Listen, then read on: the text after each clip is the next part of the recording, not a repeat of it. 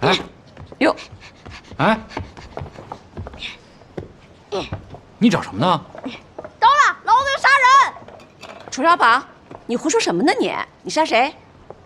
刘远航、张丽萍，不是，那不是你校长和老师吗？对呀，他们敢开除我，老子要杀他们！你说什么呀？啊？他凭什么开除你？哎，小宝，都给我放下！你就别再给我惹事儿了！小祖宗，你是不是在学校跟人打架了？啊？呸！你敢吐我唾沫，反了你了啊！娘，在学校他们都欺负我。朱经理，文老板说陈慧马上要出去留学了，所有费用从公账上出。不用了，陈辉的留学费用我已经都给他准备好了。来，另外还有件事儿，不能耽误，您看一眼。好。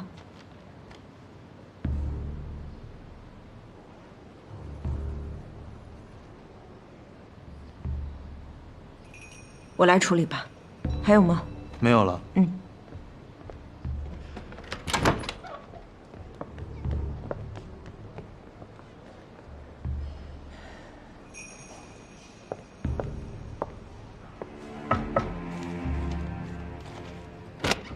找我有事啊？妹，一个让我请你去家里吃顿饭。你看我们不是到上海来了吗？能够留下来，全凭你的帮衬。一直说想要谢谢你，但是这不是店里的事儿多，没倒出时间来吗？今天你哥空了，说让我来请你。哎呀，妹，你就别推辞了，好吧？哦，行，好啊，那要不就今天晚上？好。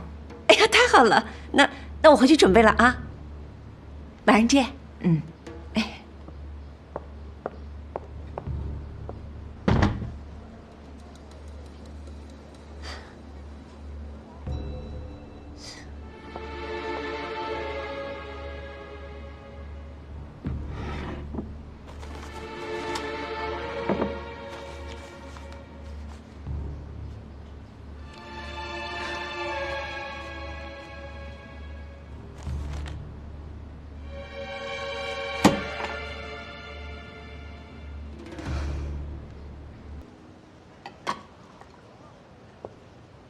小宝，一会儿姑姑来了，你跟姑姑要说什么话，记住了吗？姑姑，我每次看见你都觉得你比我娘还亲。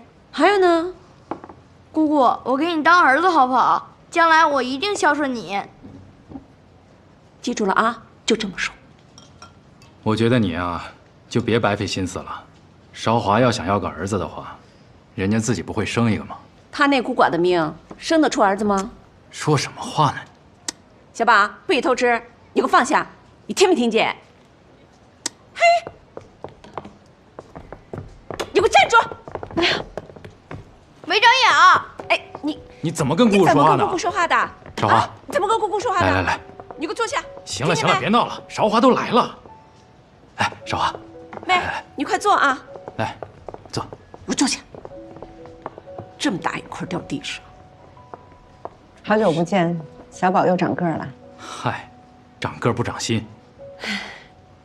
妹啊，这个房子太小啊，有点儿太挤了。小宝，你不说想姑姑的吗？姑姑来了。姑姑，我每次看到你，总觉得你比我娘还亲。是吗？是啊，成天就念着想姑姑，想姑姑，姑姑肯定也想他，是吧，小宝？姑姑，我当你儿子好不好？将来我一定孝顺你。看这孩子还想给姑姑当儿子，不要娘啦？小宝，你如果想当我的儿子的话，那以后你门门功课都给考100分，而且还给品学兼优，你做得到吗？啊？那还是算了吧。小宝，你没听见吗？门门功课100分，我还活不活呀？嘿，你怎么说话的呢？怎么就不能100分？哎，好了好了，韶华好不容易来家里吃顿饭，别说那些有的没的。这小兔崽子！韶华，来吃菜吃菜。大哥，你多吃点吧啊！我看你最近都瘦了。是吗？哎呀，是啊，妹，你看你哥都瘦了。他在店里啊，干活是最多最累的，拿的薪水是最低的。哎，不低不低。薪水和工作量还有业绩是挂钩的，大哥干多少拿多少，应该还好吧？还好，哎呀，妹，这是你亲哥哥，你就给照顾着点呗。在生活上呢，我是可以照顾大哥的，但是在工作上，如果坏了药铺的规矩的话，那是要出大问题的。哎，啊，对啊，你刚才说到生活了，妹啊，我跟你说，小宝让学校给开除了。为什么？你说男孩子嘛，好一点打个架，那肯定是难免磕着碰着了，好吗？这校长不依不饶的，不让小宝给念了。少华，能不能你跟学校那边说一说，再给小宝一次机会？这个，哎呀，妹，咱不求他了，咱们转学。我觉得那个圣方济挺好的，咱们上那儿念。圣方济的学费，你知道一年要多少钱吗？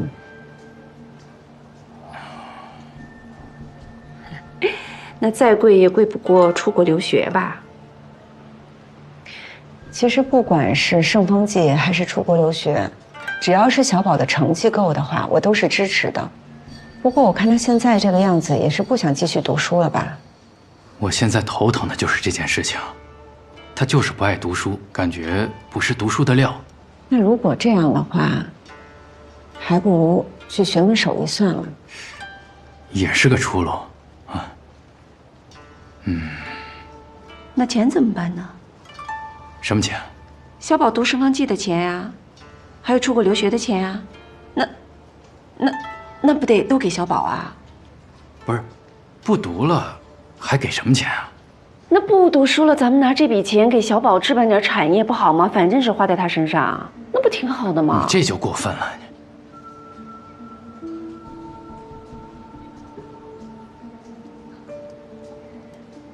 也对哈，不太合适。哎，要不然这样吧，妹，你看啊，我觉着反正你也一个人，要不然小宝给你当儿子，娘给儿子花钱不过分吧？天经地义。我没有儿子，我只有一个女儿，她死了。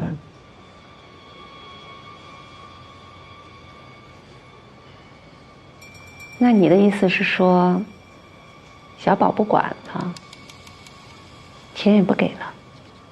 对，一分钱都不会给。大哥，我告辞了。好，楚少华，你觉得你这么做，对得起你大哥和我吗？你倒是说说看，我怎么对不起你们了？你自己做的事儿，自己不知道啊？我还真不知道。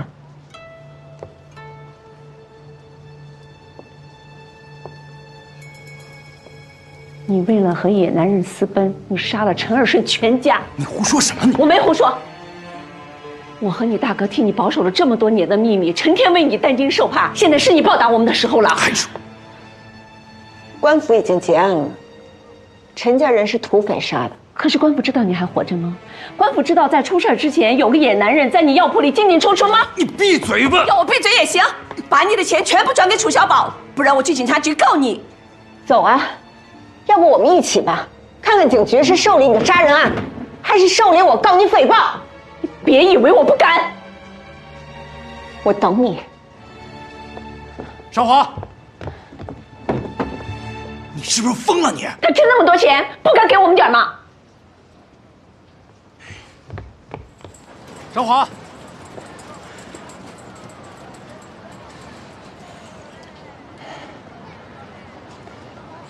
那天晚上的事情，我跟谁都没说过，包括娘。周燕她根本就不知情。刚才她说的那些话，都是她瞎猜的。少华，你对我，对我们一家人的好，我心里明白着呢。但是周燕吧，她就这么一个人，这辈子也就这样了。我也是真拿她没办法。你可以有办法。一直以来，我都是这么告诉自己的。她再不好，也是我老婆，小宝的娘，跟着我也吃了不少的苦，还为咱们楚家生了个儿子。我总不能半道上把她给扔了吧？大哥，我今天来其实有另外一件事是要跟你商量的。这段时间，库房的消耗突然增大，进出账也总是对不上。这1个季度以来，就差了100多大洋。我就让小薛暗中查了一下，发现有问题的账都是出自周燕之手。这个蠢女人！大哥，这个亏空我是可以添上的，但是周燕不能再待在文氏大药房了。确实不能再待了。这样，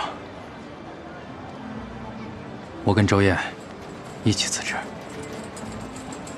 不，这个事儿跟你没有关系。文氏大药房上上下下，有谁不知道我跟他是2口子？现在他干出这样的事情，我怎么可能待得下去？这件事情现在只有我、小薛，还有文老板知道。还是算了吧，我也没脸再面对你们。我带着他还有小宝回齐州老家。回老家？老家现在什么都没有了，你们回去该怎么生活呢？再说吧。大哥，别劝我了。其实我们早就该走的。少华，你就安心过好你自己的日子。周燕那边，我会看好的，不会再让她来打扰你。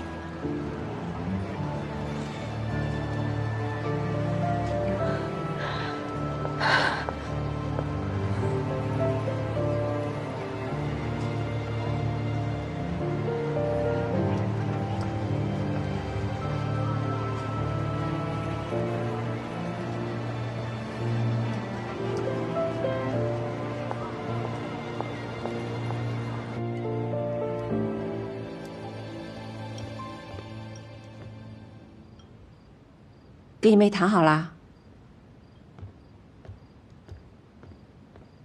问你话呢？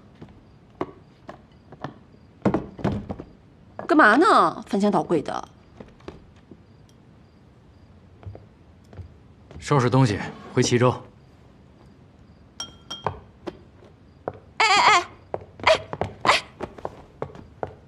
过得好好的，回齐州干嘛？你还知道过得好好的啊？那为什么总是不满足，总是想把别人的钱往自己兜里揣呢？我把谁的钱往自个儿兜里揣了？你没问少华要钱吗？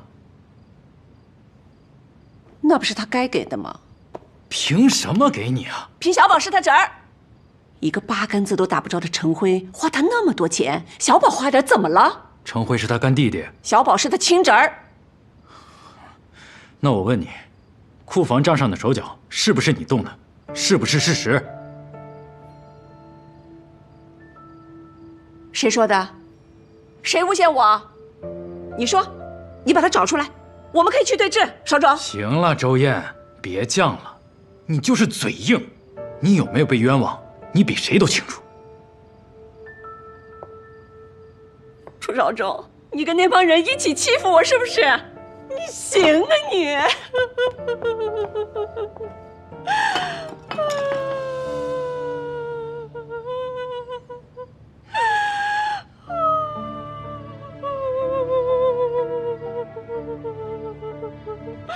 行了行了，有事说事儿，你哭什么呢？少总，我跟你过了这么多年，我是什么样子的人，你不知道吗？我我怎么会做这样的事情？行了行了，小宝还睡着呢。我知道，我知道。厂长，肯定是有人想赶我走，他们栽赃陷害我。也许是吧。要给我撑腰，听见没？行了，别哭了。不行，你明儿得去找少华，也得跟他把这事儿摆扯清楚。我可不能白白的就背上这么个贼名。我可以和韶华去说说，但是咱们俩在文氏大药房可不能再待下去了。为什么？你把韶华都得罪成那个样子了，还怎么待啊？所以我让你去找他。那他上一次要赶我们走，那你去找他了，他不就回心转意了吗？这一次肯定也可以。我跟韶华已经说了，我们回齐州老家，以后绝不再打扰他。哎呀，你怎么说胡话呢？还有啊，韶华和陈家灭门案没有半点关系，那些疯话，以后你不许再提了，听见没有？当初你可不是这么说的啊！我说什么了？你说楚韶华杀人了？那是我当时吓懵了，说的胡话。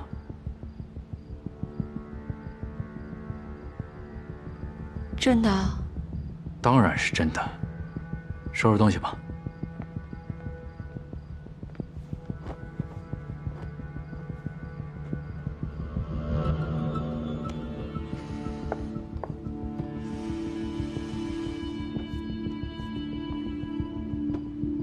要走你走，我不走。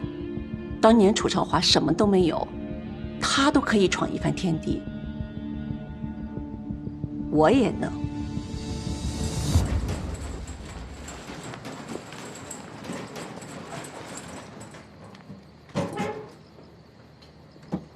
老板，您找我有事吗？来跟你说个好消息。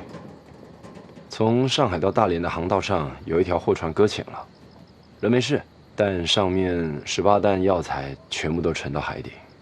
上海到大连18担，是那些鸦片。太好了，咱们自己人做的。夏老板做的。他不是说什么都不要销毁吗？不然咱们也不会找别人做呀。可能跟我们聊完，觉得我们说的对吧？他能这么想通也是好事儿。那生意上可以继续来吧。对了，我从他手里买了个东西。什么东西啊？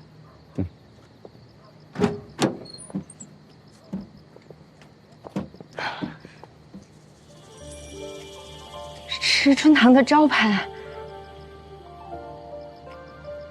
现在这招牌归我了。他多少钱卖给你的？我可以双倍价钱。双倍啊！这可是你楚家太爷爷亲手创立的牌子，双倍，怎么也得10倍吧？十倍也行，十倍多少钱？10倍就10大洋。啊？他1块大洋卖给你的？要不要？要。还有，你接下来要在上海滩挂这牌子，我可以资助你啊。啊，谢谢你，老板。但是我还是想靠我自己挣的钱再把它挂上去。对了，老板，是不是该给我加薪了呀？去年不是刚涨过吗？文氏大药房的收入每年都在涨呢。这分红也涨了。薪水是薪水，分红是分红，各论各的，都给涨啊。你这女人怎么那么贪心啊？你又不是第一天认识我。钱明天给你啊，谢谢啊。来，欢迎回来。啊？什么？晚安。晚安，老板。老板，记得那个加薪的事儿啊。你说什么？加薪，还有分红，都给涨。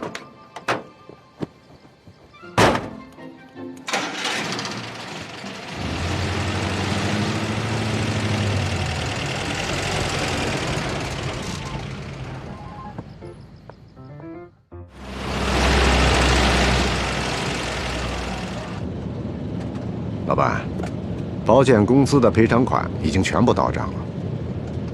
按照之前跟他们签订的全损保险协议，一共赔偿了132万大洋。我还是觉得有点可惜。本来这批鸦片我们可以赚150万大洋，现在倒好，因为要交保险费，我们至少损失了20万大洋。用20万大洋换得温之秋和楚韶华继续为咱们办事，也值了。这倒也是。如果说这批货真卖到东北去，还得跟温之秋分成。可如今这100多万全落到咱们兜里了，不也挺好的？还是老板会算账。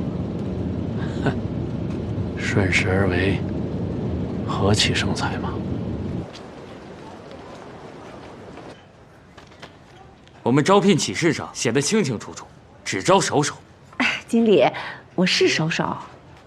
那你说说，你都在哪些药铺干过？华顺药铺。哦，对了，还有池春堂。你说的这些药铺名字我都没听说过。哎呀，经理，这些药铺在北平可有名啦。周小姐，我还有事，你请回吧。文氏大药房听过吧？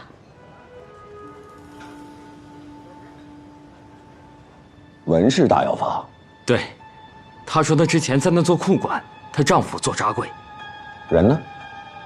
就在下面等着呢。让他上来吧。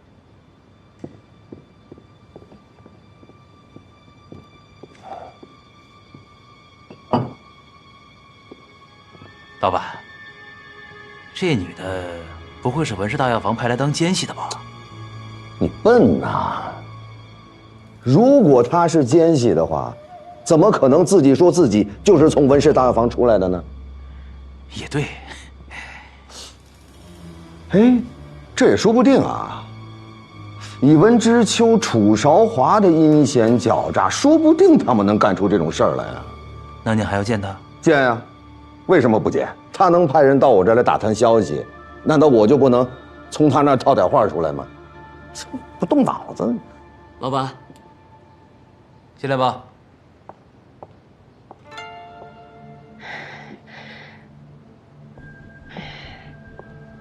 老板，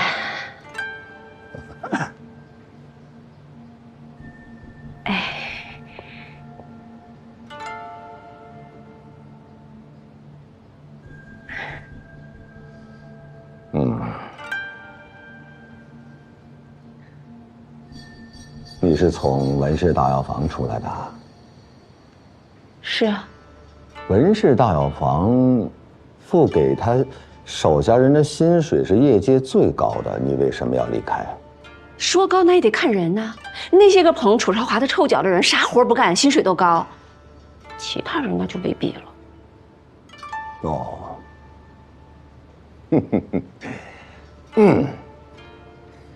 我一看你呀，就是那种有能力、有本事，但是稍微有那么一点心高气傲、小脾气的啊。哎呀，你说的太对了，老板，你真的是太厉害了，一句话就说到要害了。我呢，就是不愿意捧楚韶华的臭脚，我不想看他脸色，所以我不干了。哦，哎，楚韶华最近在做些什么呀？忙着搂钱呗。我听说文氏大药房要推几款新药，都是什么种类啊？什么药啊？就还是那些，没啥药。口风还挺紧啊。行。哎呀，不是老板，我是真不知道。哎呀，我听说这楚韶华呀，做生意还是很有天赋的，是吧？他有个屁的天赋，他能够做药材生意，是我丈夫带他入行的。你丈夫又是谁？楚少华的哥哥呀。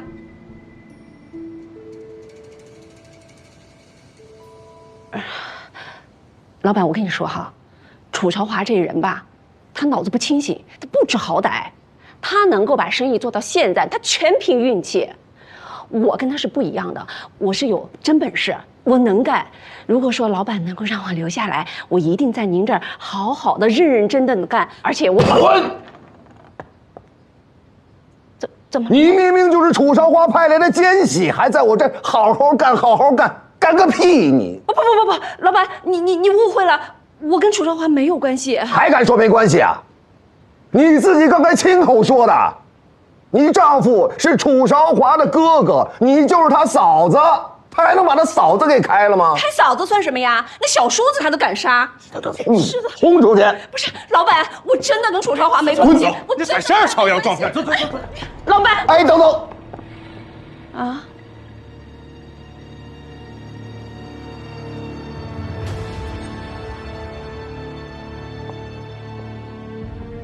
你刚才说什么来着？我跟楚少华没关系。不是这个，是后面那句。没了。他杀了谁来着？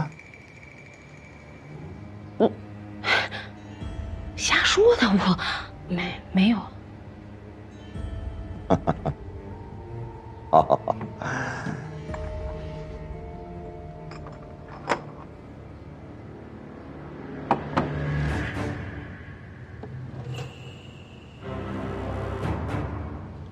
他杀了谁呀？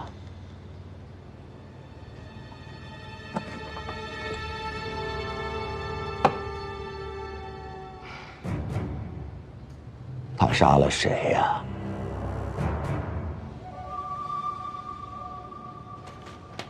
老板来啦！哎，那个分店的选址，您今天呀务必要去看一下了。还有和福建客商的合同呢，比去年是有点小变化的，不过你不用担心，我都已经标注好了。但是今天必须要寄出去。还有明年的这个新品，今天也要定下来了。还有明年的这个预算，咱们也要有个结果。对了，昨天我给你的那个报告，你怎么还没有还给我？已经24小时了，你可以现在给我。我能歇会儿吗？不能。我还希望今年收入翻番，这样我的薪水和分红才能拿到更多，我的池塘才能早日开起来。哎，为了你开店压榨我？文老板，有员工愿意压榨你，那是你的福气，你得感到珍惜。谁是楚少华？哎，你们干什么呀？你们不能乱闯！你们找谁啊？谁是楚少华？我是楚少华，怎么了？你就是楚少华？有什么事吗？我是这的老板。把那女的给我抓起来！哎，你们凭什么抓人啊？那个要是妨碍公务，连你一块抓！等一下，你们凭什么抓人啊？支枪，让开吧。走开！别动啊！走。不用拖我，我跟你们走。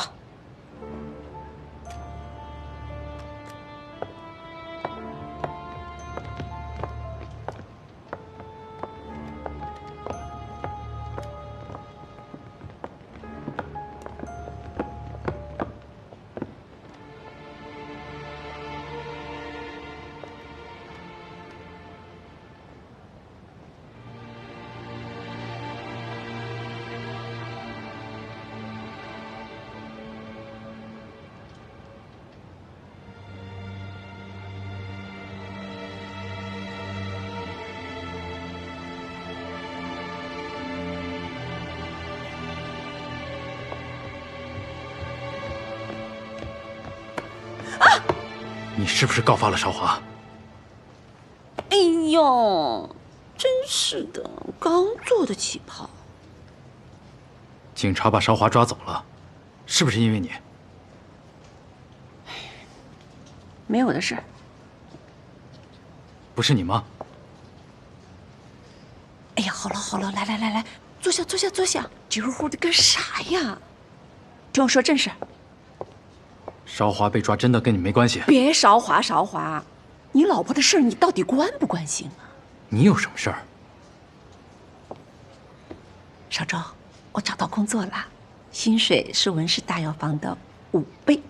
而且老板还给了我一笔安家费。我们不用离开上海了，我们可以买大房子了，小宝可以留在上海上学了。你找什么工作？人家的公司在上海可是数一数二的大药材公司，而且呢，老板说了让我当经理。对了，他说如果你愿意去，他给你安排个好位置。怎么可能呢？怎么不可能呢？你就说你老婆能不能干？能不能干？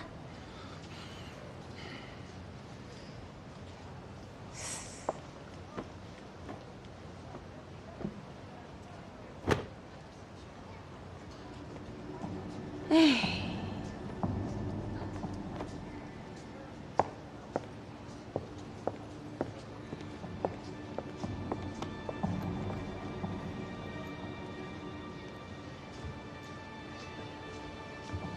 周燕，你老实告诉我，你是不是把韶华以前的事情拿去卖钱了？啊？是又怎么样？不是又怎么样？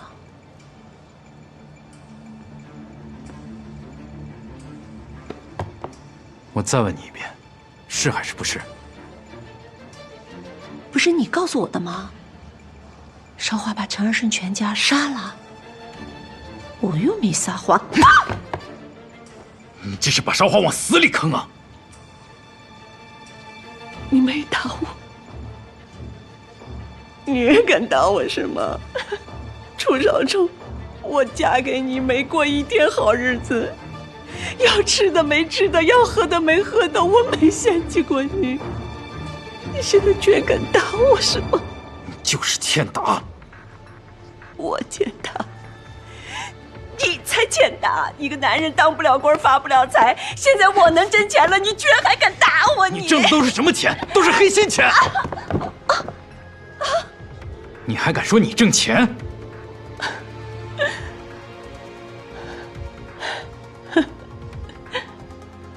嫌我黑心了，啊？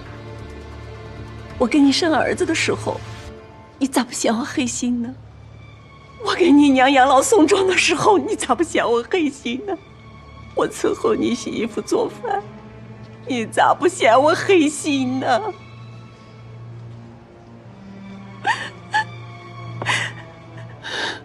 你攀上你妹了，你有钱了，你嫌我黑心？周燕，以前无论你怎么做什么事情，我都能让着你。但你现在这样害韶华，害我的亲妹妹，那真是天理不容。我楚韶忠如果再让着你，那真是对不起我楚家的祖宗了。你给我滚！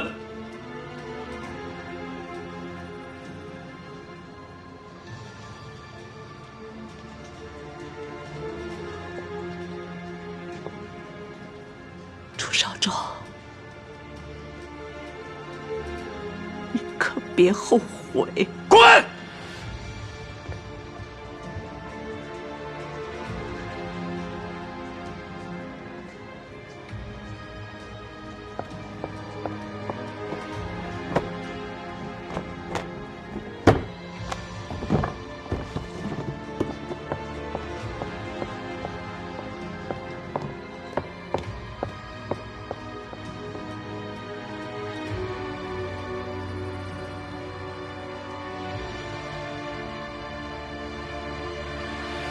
警察都还在调查，这些小报记者为了自己报纸的销量，擅自给韶华定了罪。我们完全可以告他诽谤。告是最后一步，先搞清楚事情的原委。林律师，北洋政府的档案显示，当年华顺药铺的火灾现场一共发现了3具尸体，分别是陈二顺、陈母还有陈轩。这3个人其实都是在火灾发生之前就已经死亡，其中陈母和陈二顺死于刀伤，陈轩是窒息而亡。档案上有提到韶华吗？有，档案里面说，楚小姐是被土匪掳走了，半路跳崖而亡，所以呢找不到尸骨。但是6年多前，三寿帮的那个匪首二秃子不是被抓了吗？根据二秃子的口供，他们当时的确是想把楚小姐抓走，但是中途出了岔子，所以韶华是被一匹金马带走了，下落不明。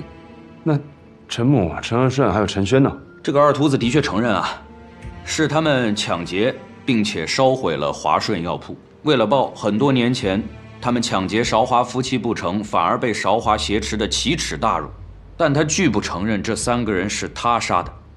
但是当时这个巡警局啊，他们急于结案邀功，所以就把杀这3个人的帽子扣到了这个二秃子的头上。那这案子为什么又重启啊？据说是有人举报楚韶华才是当年陈氏灭门惨案背后的真凶，而且这个人愿意出庭作证。谁？我还没有打听到。你那有消息了吗？找了警局的时候人问了，都说是无可奉告。无可奉告，我看是欲加之罪吧。韶华的确杀了人。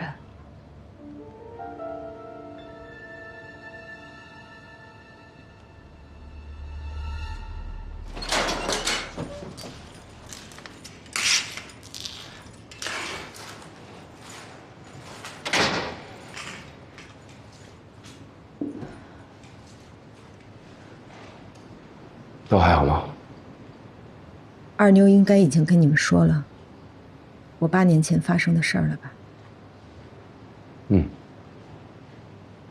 楚小姐，我不管8年前确切是发生了什么，但是上了庭之后，你无论如何绝对不能认罪。如果法官追问你，你就说：“哎呀，时间过得太久了，已经记不得了。”总而言之啊，你把剩下的事情都交给我，我有把握让你脱罪。刘律师，我不想用谎言为自己辩护，也不想再隐瞒。8年了，这事儿也该有个了结。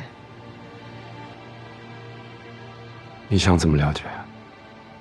我要在法庭上，当着所有的旁听和记者，说出真相，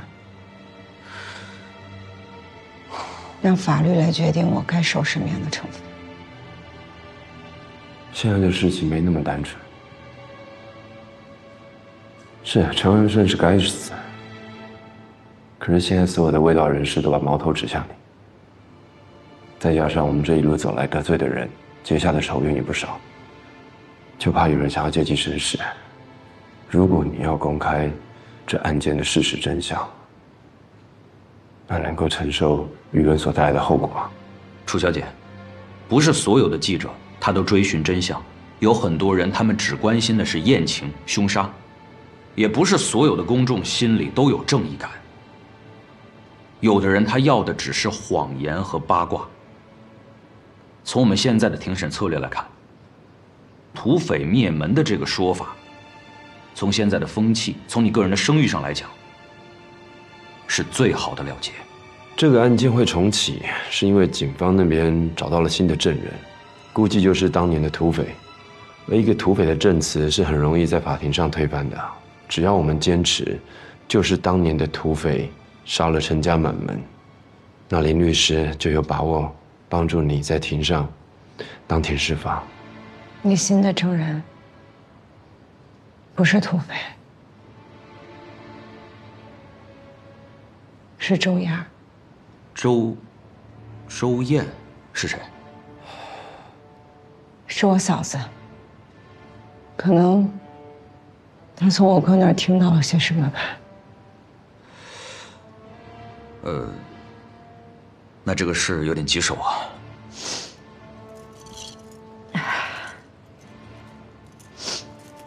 没事儿，这事我就这么决定了，你们不用管了，回去吧。少华，至于接下来要面临的风暴或者不测，我我都能承受。回去吧。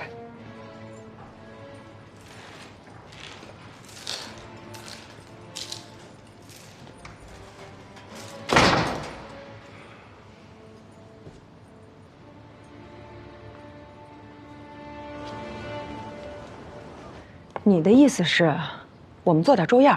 对，做掉他，警方的所有指控就都可以撤销了。不行，我们用这种手段做掉周燕，万一失手的话，反而让事情不可收拾。再说，少华想要公开事实，就是不想再带着秘密过生活。我们这么做，只是给他添了个包袱。你说的特别有道理。那怎么办呢？我们总不能任由周燕就这么诬陷少华吧？别忘了，我们还有一个楚朝忠。这样吃够不够啊？够。你这净吃肉，不吃点青菜？我就喜欢吃肉。文老板，爹，你怎么才回来？要不是文老板给我买吃的，我要被饿死了。爹给你买饼去了。小宝，爹跟文叔有话要说，你出去玩一会儿。哦。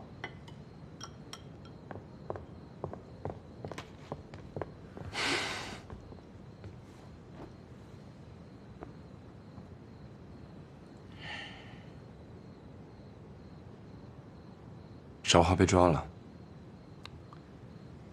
都怪我。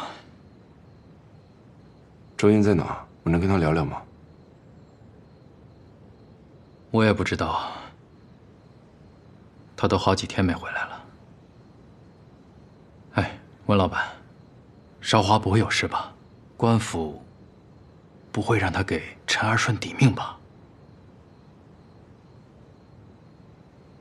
现在还不知道。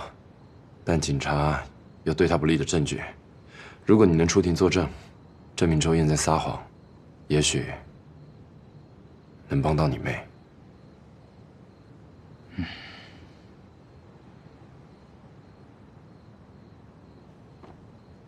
其实我今天来还有另外一件事。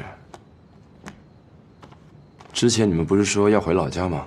少华替你们准备了一笔遣散费，这笔钱够你们回去做点小生意，买块地，还替小宝准备了一份，特别说明任何人都不准用，要给他读书、学手艺的。原本是少华要亲手交给你的。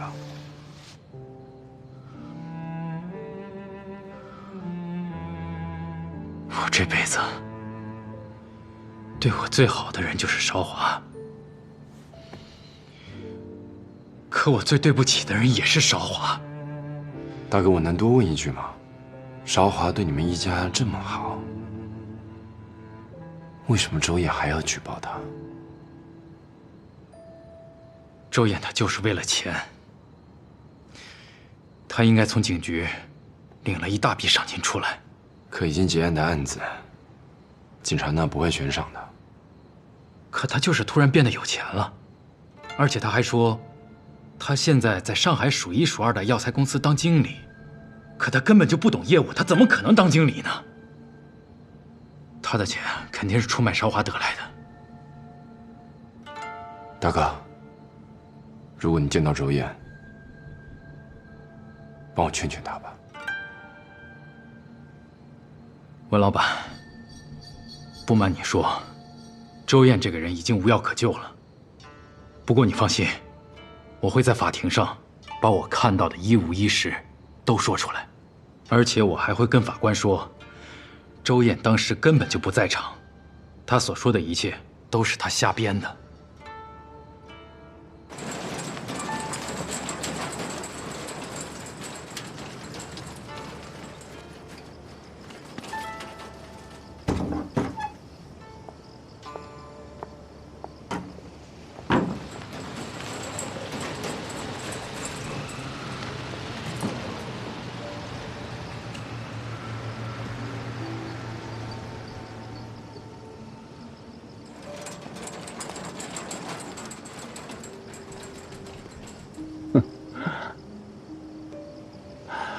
原来数一数二的药材公司是田氏药号，这儿的钱是田道少给的。我还想这次警方办案效率怎么这么高啊，还把事闹那么大。田大少啊，不奇怪了。田大少可以收买周燕儿，我们也可以，只是看谁的价出的高而已。哎，少仲已经答应作证了，我觉得周燕不足为虑啊。现在当务之急是要怎么除掉田大少这干扰。交给我吧。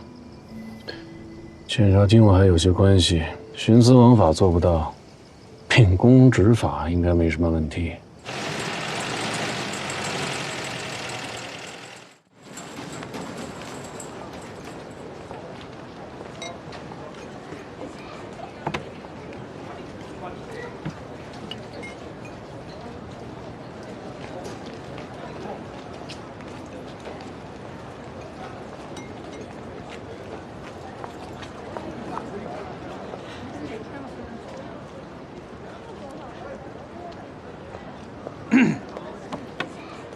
你要干嘛？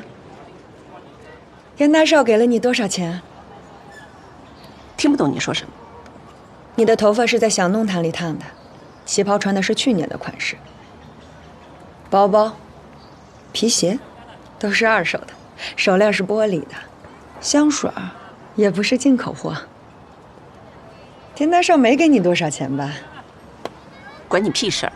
我看你这身行头啊，田大少最多给了你2000大洋，我给你4000，足够你买 Miss Photo 的口红、LV 的包、巴黎的香水和 Prada 的高跟鞋，你觉得怎么样？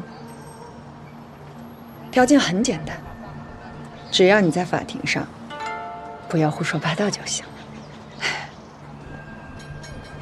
我已经得罪了楚少华，你让我再得罪田大少啊？那我在上海还怎么待呀？只要韶华可以无罪释放，我再给你加2000大洋，足够你在任何一个地方生活，甚至出国。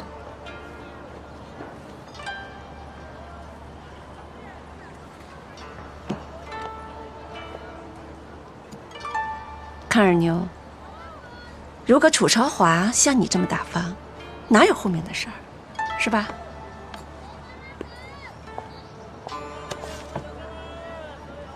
法庭上说话，过点脑子啊！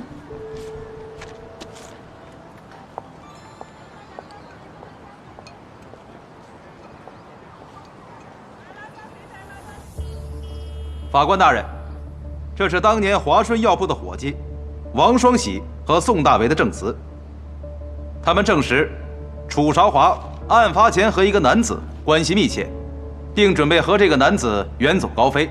这是死者陈张氏的妹妹宋张氏的证词。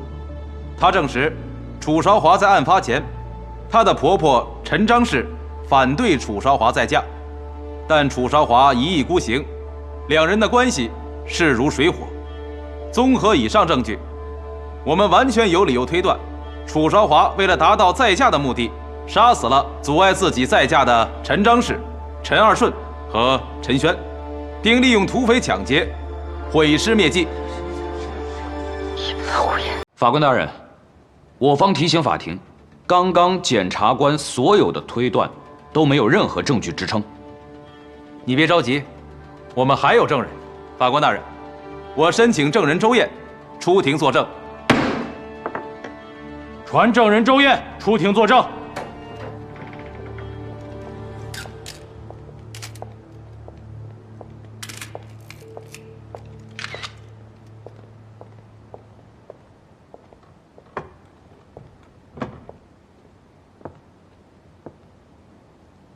周燕，你和楚韶华是什么关系？我是他嫂子。好，那8年前华顺药铺被土匪抢劫和放火之前，发生了什么？你知道吗？我知道，但是我不敢说。为什么？前几天楚朝华派他的朋友来威胁我，利诱我，他给了我4000大洋，让我不准在法庭上把真相说出来。周燕，我怎么威胁你了？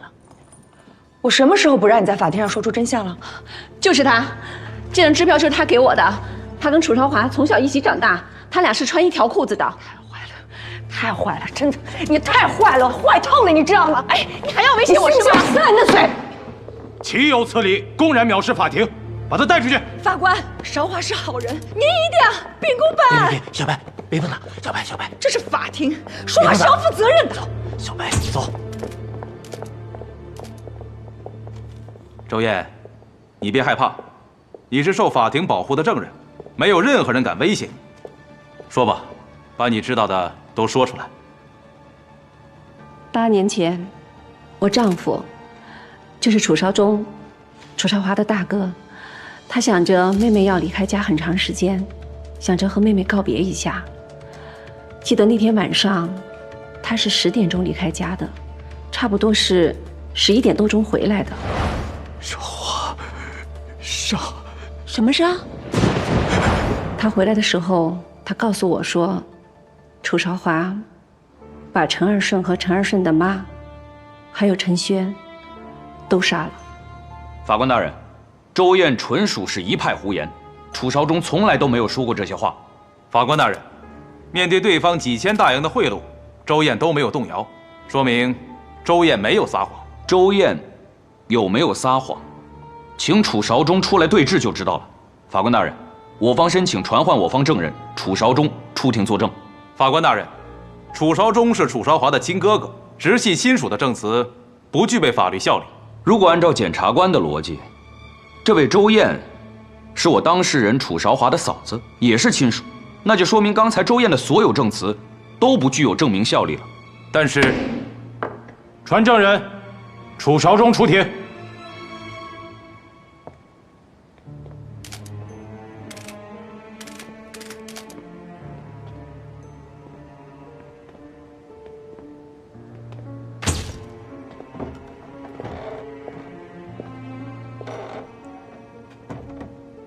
楚少忠，你有没有和这位周燕女士说过，楚少华杀了陈二顺、陈二顺他娘，还有陈轩？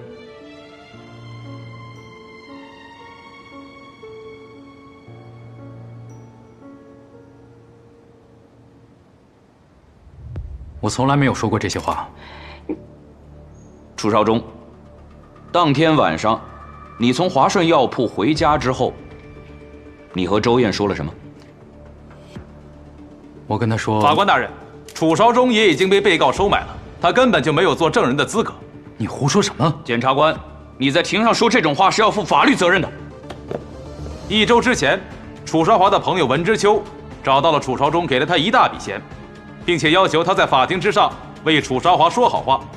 此事，楚少忠的儿子楚小宝可以出庭作证。楚少忠，我说的是不是事实？是否需要让你的儿子出庭作证？少华替你们准备了一笔遣散费，这笔钱够你们回去做点小生意，买块地。我在法庭上会把我看到的一五一十全说出来，不需要。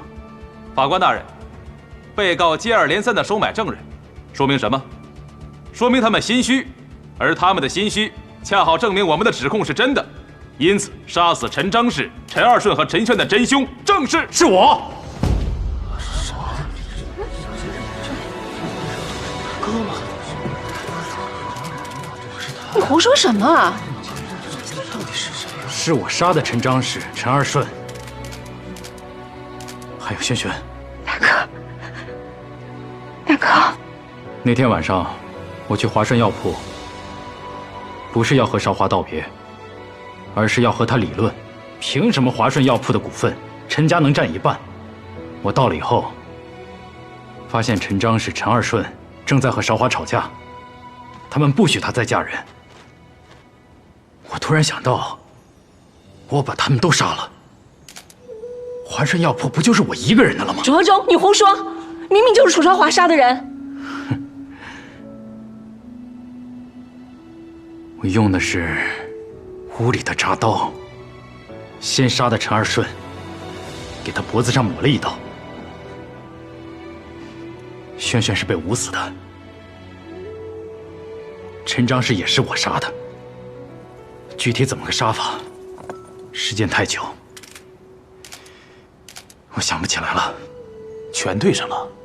我正准备要杀韶华的时候，突然土匪来了，我就跑了。跑回家，我跟周燕说，韶华杀人了。其实，所有人都是我杀的。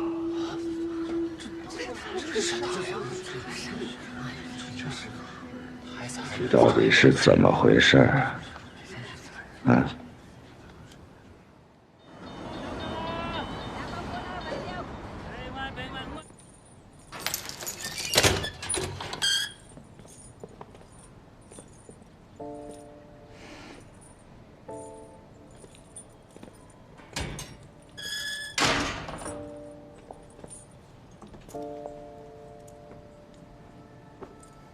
大哥，你为什么要这样做？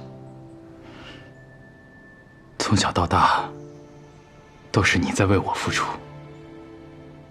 我没本事，什么也做不好。现在只有帮你顶罪。我觉得，也许还能帮你些许吧。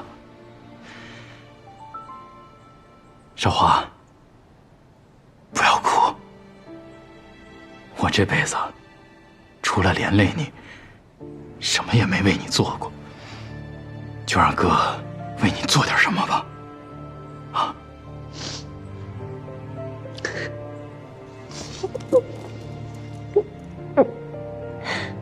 大哥，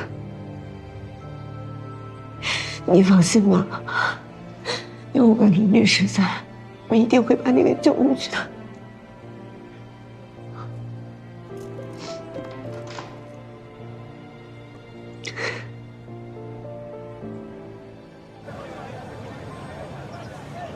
我当时是亲手上的门锁，能记得这么清楚，是因为我觉得那时候药效还没有发作。根据韶忠的回忆呢，当时他到华顺药铺的时候，锁没问题，但是侧门是开着的。这华顺药铺里面有哪些人跟陈二顺是有关系的？有一个叫宋大为的伙计，是陈二顺的表弟。但是当天晚上值夜的人不是他。那天晚上是一个叫双喜的人值夜。可是当我感觉意识不太清楚的时候，我叫双喜的时候，并没有人回应我。我记得我当时翻阅卷宗的时候啊，我看那个陈二顺的老婆宋平的那个证词，他那个证词通篇就是胡说八道、乱七八糟的，前言不搭后语。但是警察在问他说那天晚上那么晚了，陈二顺为什么要去华顺药铺的时候，他讲得非常清楚，他就说了3个字：他该死。他一定知道什么。但是后来警察一直就追问他，他就一直哭啊哭啊，后来就什么都没说了。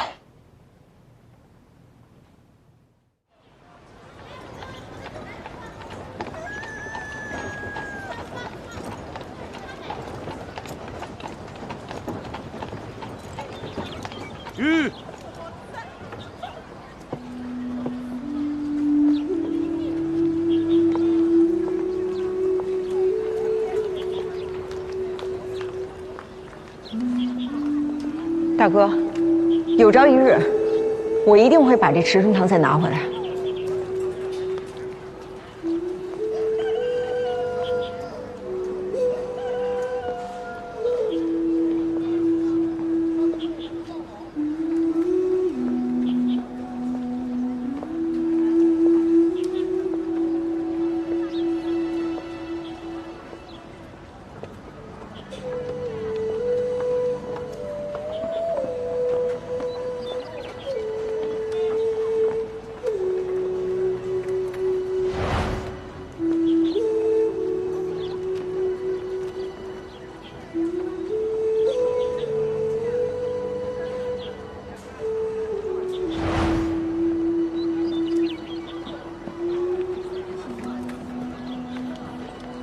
大少奶奶，喝茶。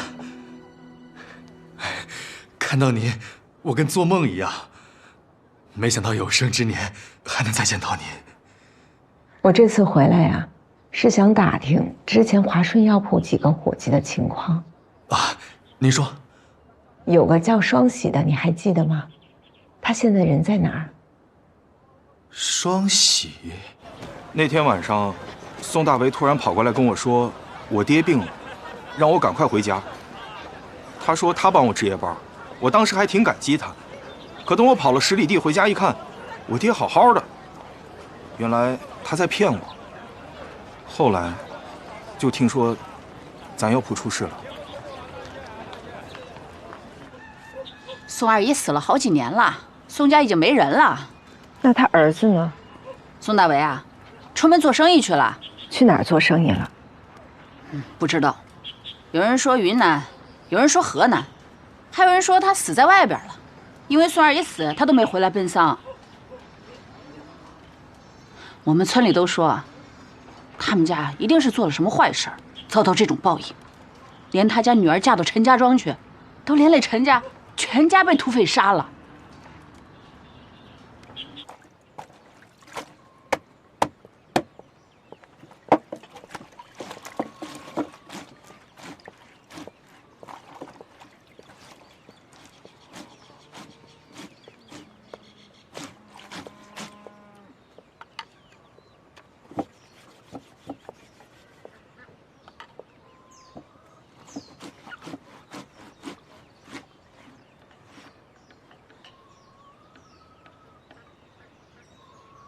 你是人是鬼？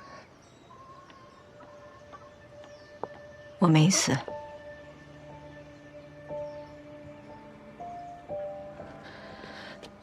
你没死，没死，所有人都死了，你没死，什么都没了，你竟然没死！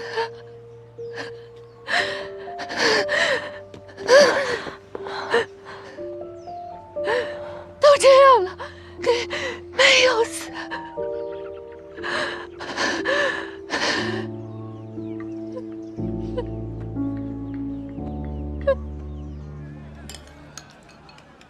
慢慢吃啊，别噎着。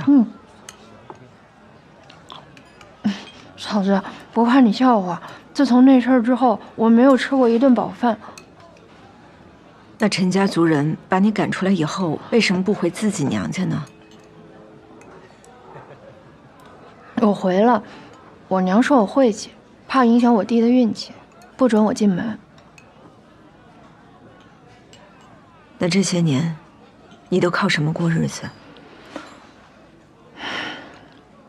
最早有人给我出了个主意，让我重新找个人嫁了，可我又生不出孩子，没有人愿意要我，我就去打零工，我又干不好什么活，根本赚不到钱。后来我就去帮人洗衣服，一直到现在。那洗衣服能赚多少个钱？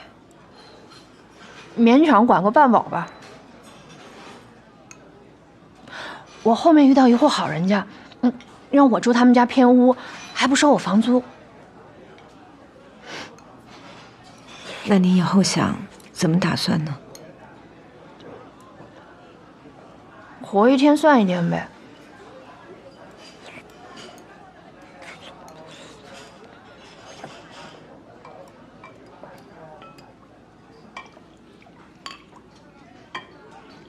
宋平，别老吃菜喝肉，也喝点汤啊。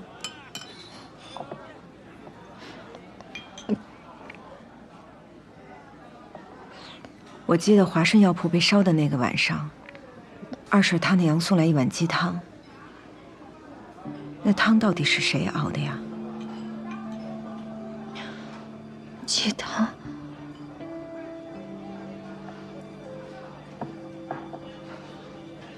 是我熬的，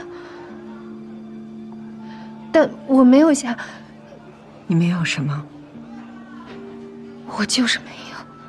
宋平，你到底想说什么？我什么都不知道。可是，当警察问你的时候，你为什么说陈二顺该死？我说了，我什么都不知道。你知道那碗鸡汤有问题。我先走了。宋平，你知道陈二顺为什么会突然去华顺药铺，对吗？我还有一堆衣服没有洗。宋平，你知道那天晚上发生了什么，是不是？你别问我了，我就算知道，我也不能说。为什么？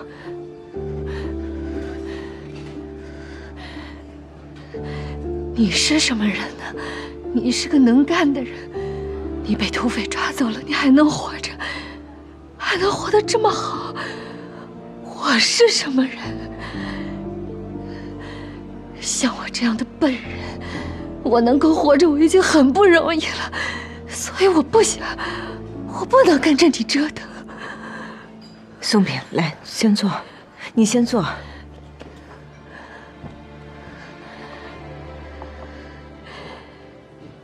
这件事情的真相，对我来说非常重要。陈二顺已经死了，他娘也死了，所有人都死了，该抵的都已经抵了。可是我大哥楚韶忠还在监狱里。如果我找不到证据证明那天晚上到底发生什么，我大哥就要抵陈二顺的命。那你就去找证据，你不要来找我。我只想安安静静的等死。宋平，你到底在担忧什么？你知道陈家出事之后，我活得有多难吗？所有人都对我指指点点，骂我是扫把星。我走在街上，就有人扔我石头。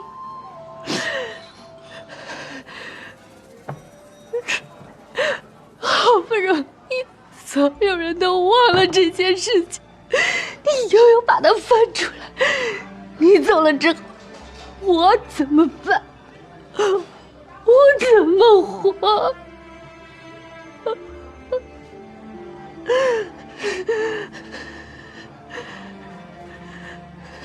明白了，对不起啊，我不逼你了，你想怎么样就怎么样。你要去哪儿？我要去一个地方，见一个人。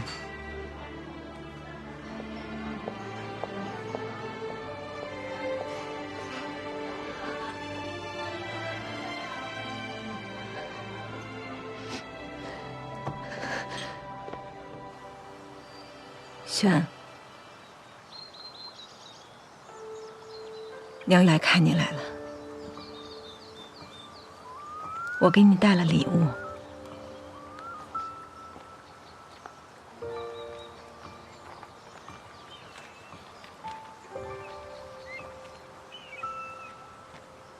你还记得吗？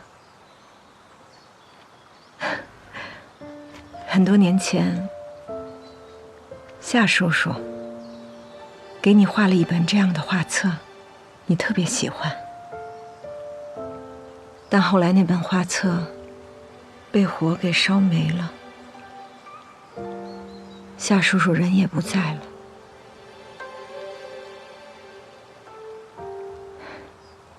娘在上海又发现了这个画册的原版，我给你买过来了，你慢慢看啊。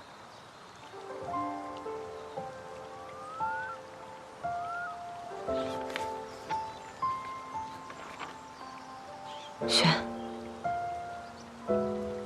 你喜欢这本画册，对吗？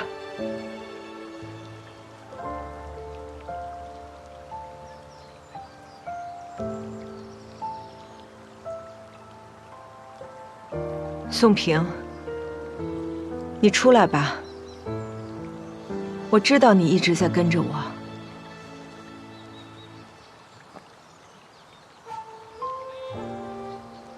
原来璇璇埋在这里。宋平，我能不能拜托你一件事。你说。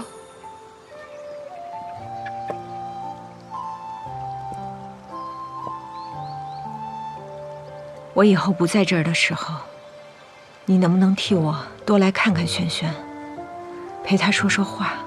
虽然这儿有山有水，有小草有小花陪着她，可是她死的时候还那么小，我怕她一个人寂寞。我还记得那时候，萱萱除了我，她最喜欢的人就是你。我有的时候还因为她写字偷懒打她手心呢。可你从来都没有打过她，还总是偷偷的给她塞好吃的。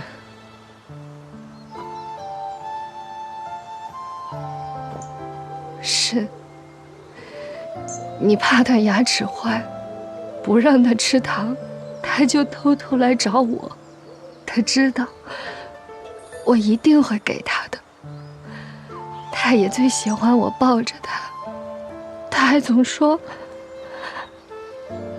小婶的怀里最温暖，最舒服了。萱也最爱吃你做的饭。其实我做的没有你做的好吃，但偏偏我们萱萱喜欢。可惜了，萱萱再吃不到你做的饭。可惜了。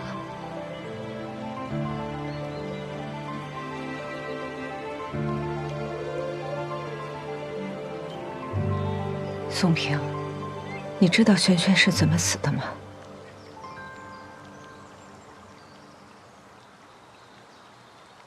她是被陈二顺用我亲手给萱做的小护枕头，活活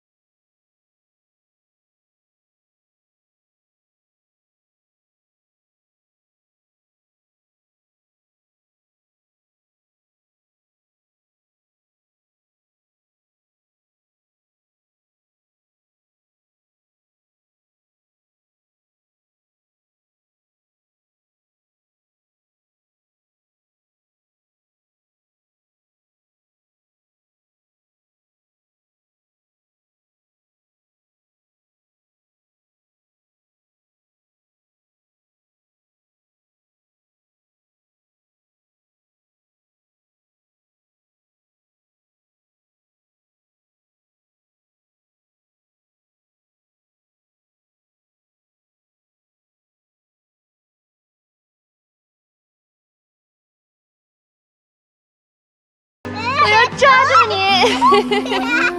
我要抓住你了啊！请问宋平在家吗？